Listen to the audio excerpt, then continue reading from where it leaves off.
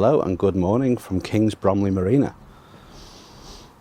where today we're about to embark on a trip down the very end of the Trent and Mersey Canal, down towards Shardlow. Now, we don't think we're going to get all the way to Shardlow because it gets dark nice and early, because it's now the 8th of November. But we're going to get as far as we can, and we'll see you on the way.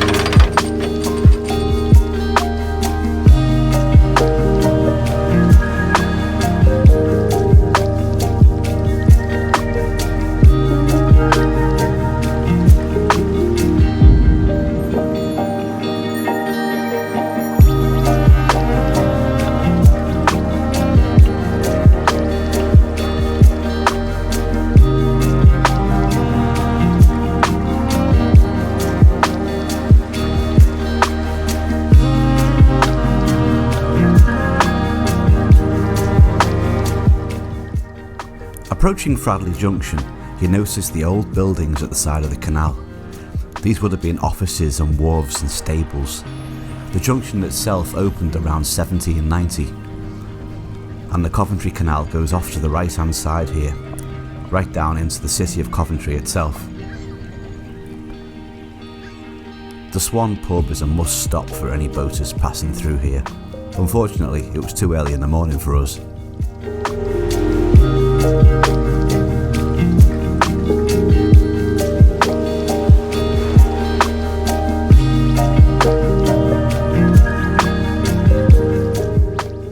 Just after this lock on the towpath side is Fradley Pool Nature Reserve, which was once a reservoir built for feeding the canal.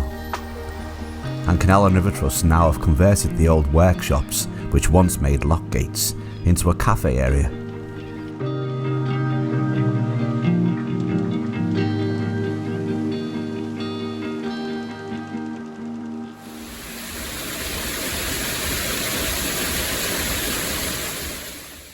As its name suggests, this canal was built to link the rivers of the Trent and the Mersey. And you always end up locking back down to river level, hence the number of locks that we have to do on this trip, some of them really deep, as you'll see a bit later.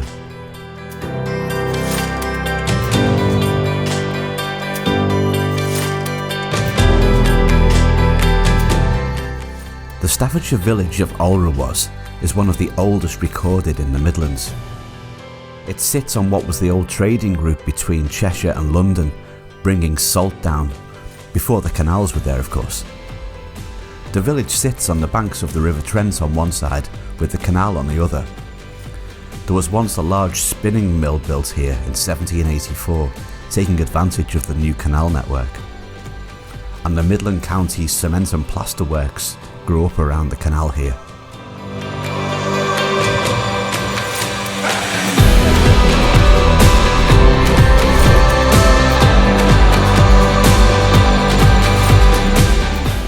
At Olrawas Lock, the canal drops down to join the River Trent below it, so we actually navigate on the river itself for a short period.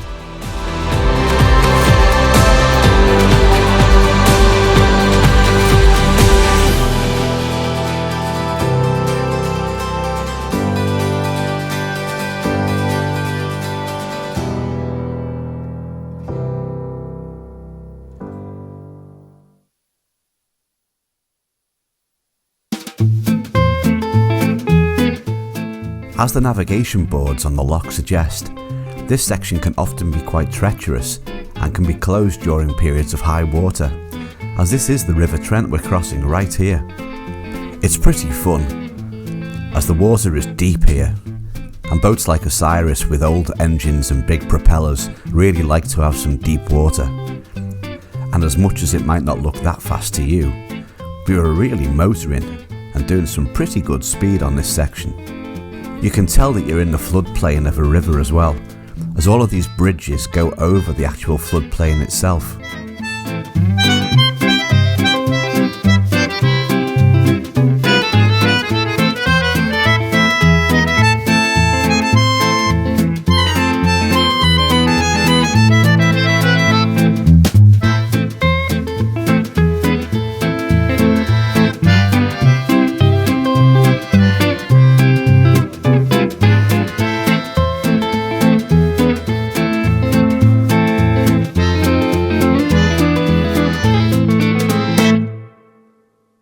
Locking down through Witchnor Lock, we leave the quiet floodplains of the River Trent and join the A38 Regnald Street, which is the old Roman road, which passes us for quite some time and is pretty noisy.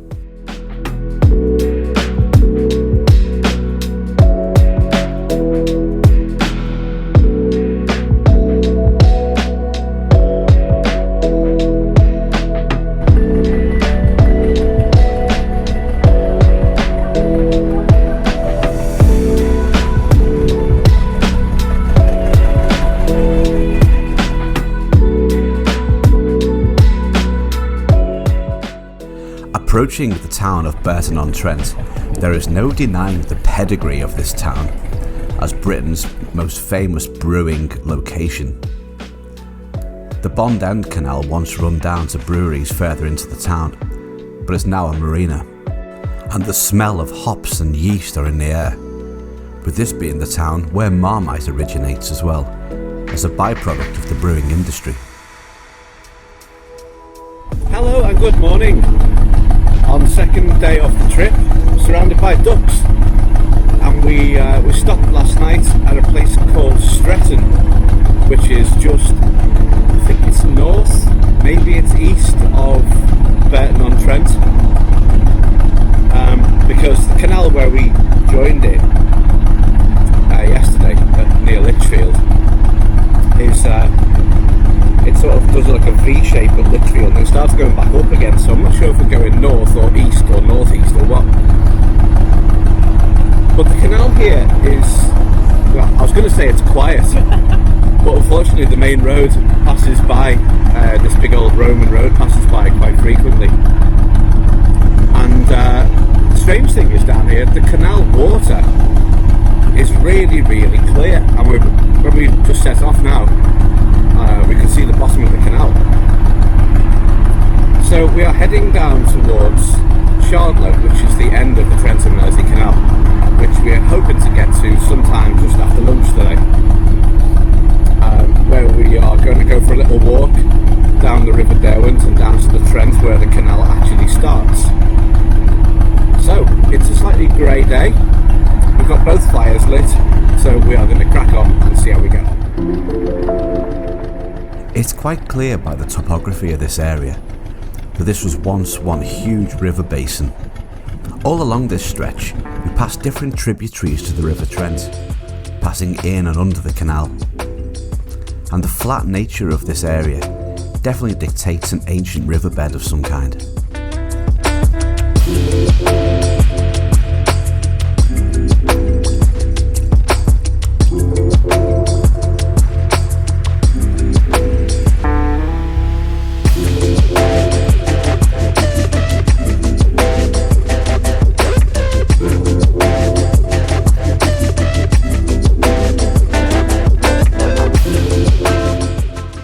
The low-lying flat ground around these parts, along with a good source of water, provided the perfect location for many large power stations. The town of Rugeley had a huge one which was blown up a couple of years ago, and this one at Willington looks like it's got the same fate. But you can see them all over the landscape, way into the distance.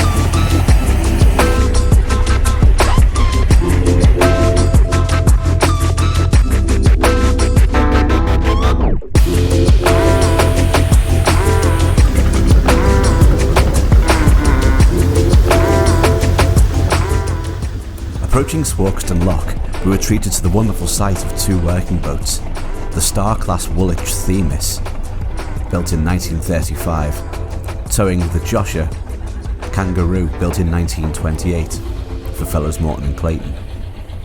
They were called Joshuas after one of the company's owners, Joshua Fellows.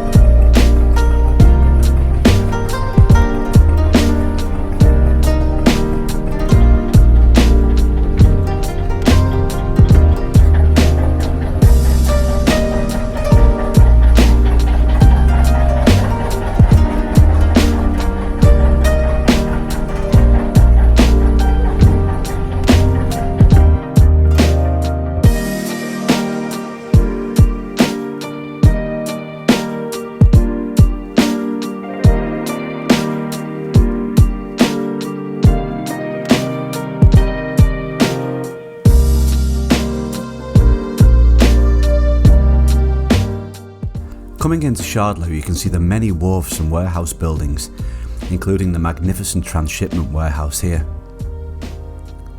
Shardlow was originally a river port, being on the edge of the River Trent, but benefited massively from the building of the canal. Wide river barges would come up the locks and enter into Shardlow, where their goods would be distributed and stored within these warehouses to later be taken by narrowboat up the Trent and Mersey Canal. The village of Shardlow grew fast, with other businesses and buildings supporting the boats, including boat builders, rope walks, workshops and stores, stables, and office workers' cottages and owners' houses.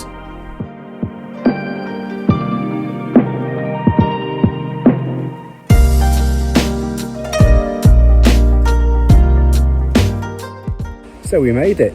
This is Derwent Mouth Lock. This is the start of the Trent and Mersey Canal, right behind us. So there is the canal that we are moored up at Shardlow, which is about half a mile back that way. And then when we spin around, below the lock is the River Derwent, which comes in just below the lock apparently, and then joins up with the River Trent. I don't know if you can see it, but there's a little spider here. So yeah, we're going to go and walk down to where the Derwent and the Trent meet, and then we've officially done the entire length of the Trent and Mersey Canal.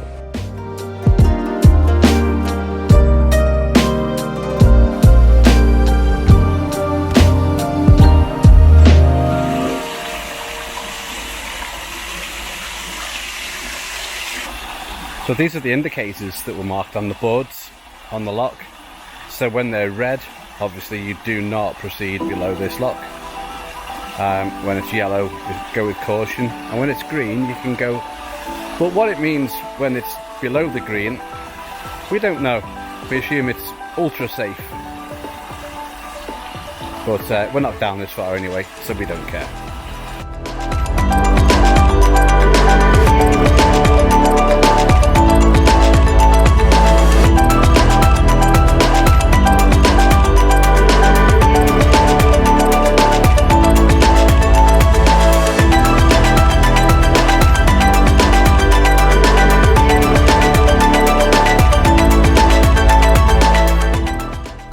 This is Derwent's Mouth, where the River Trent and the River Derwent meet.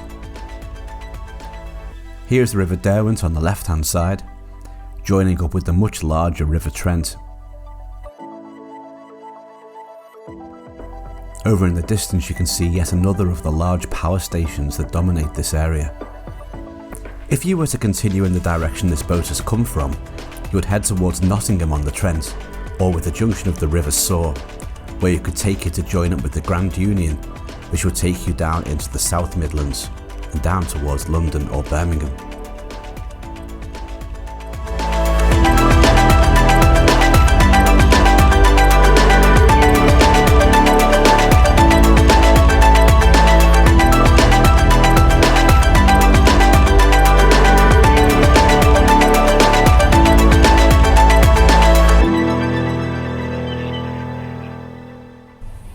Hi, it's day 3 of the trip to Shardlow, and we are in Shardlow as you saw.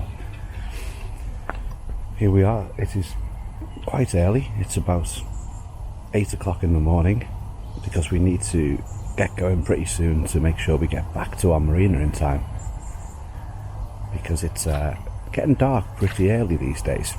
So we're just about to head off. It's very quiet here. There's a lot of wildfowl activity and fish, it seems, jumping up. So yes, it's very quiet here, but we're about to break the silence when we fire up the engine, and then off we go.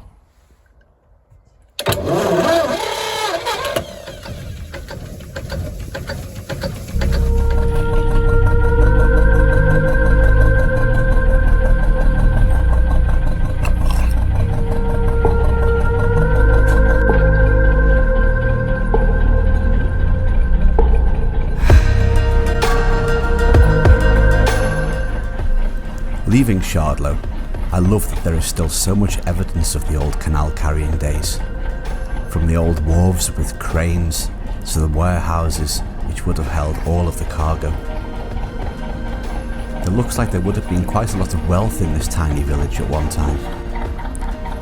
And we were assured that it's served still by 7 pubs within walking distance.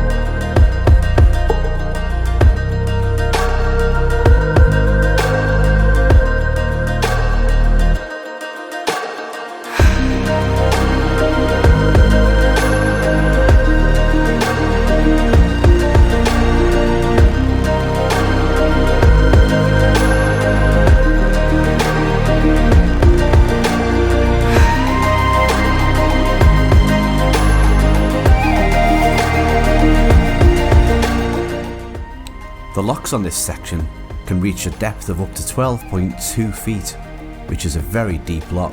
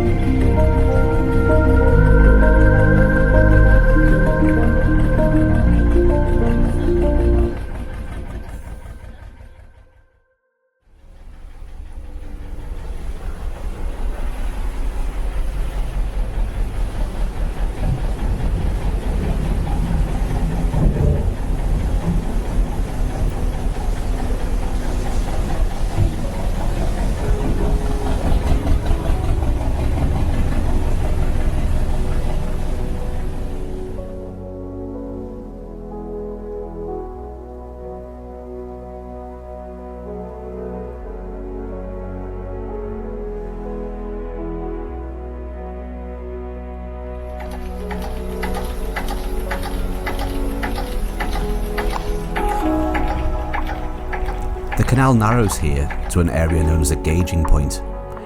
This is where the boats would be tested for how much cargo they were carrying, and then they would be charged accordingly, depending on how deep in the water they were sitting. This is an old toll house.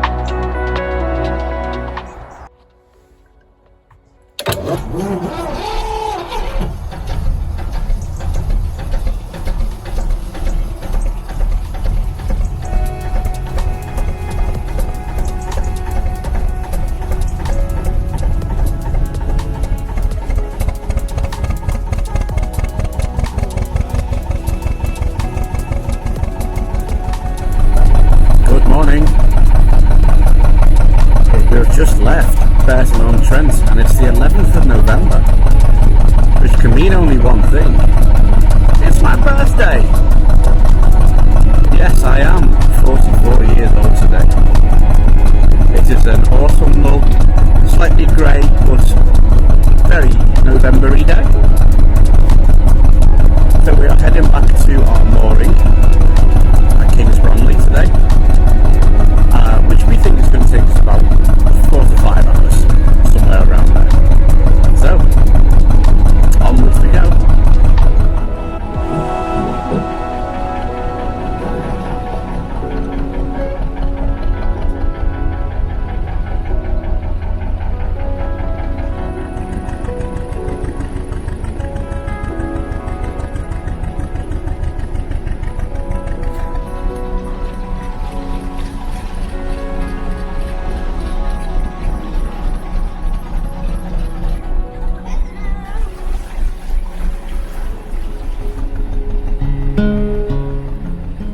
Seeing the old working boats still preserved by the loving owners on the canal is a wonderful testament to the history of the canals. It's been a lifelong ambition of mine to own one of these historic craft, something I still hope to do at some stage.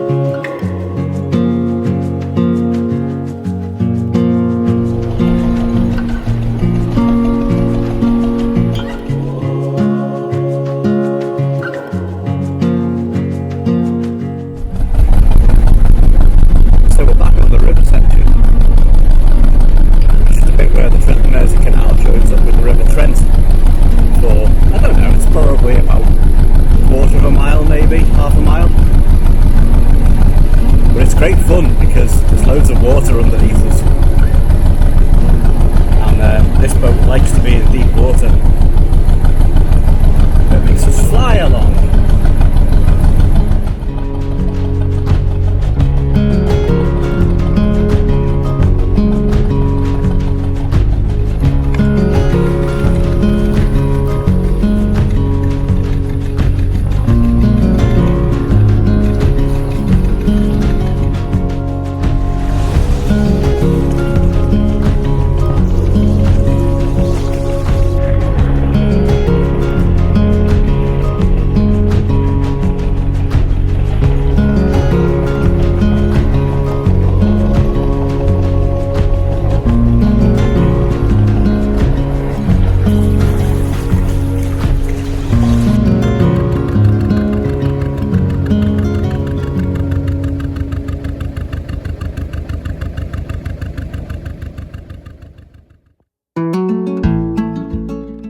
Heading back on a beautiful autumnal afternoon through the village of Ulra it became clear just how old this village was.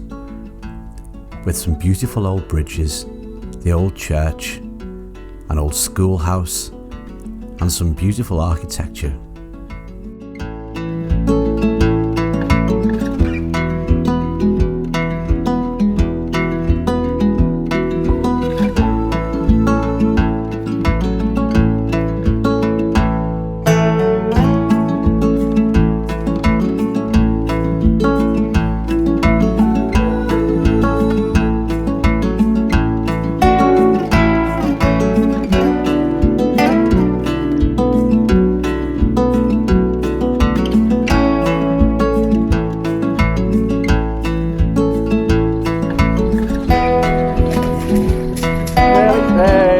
Well done.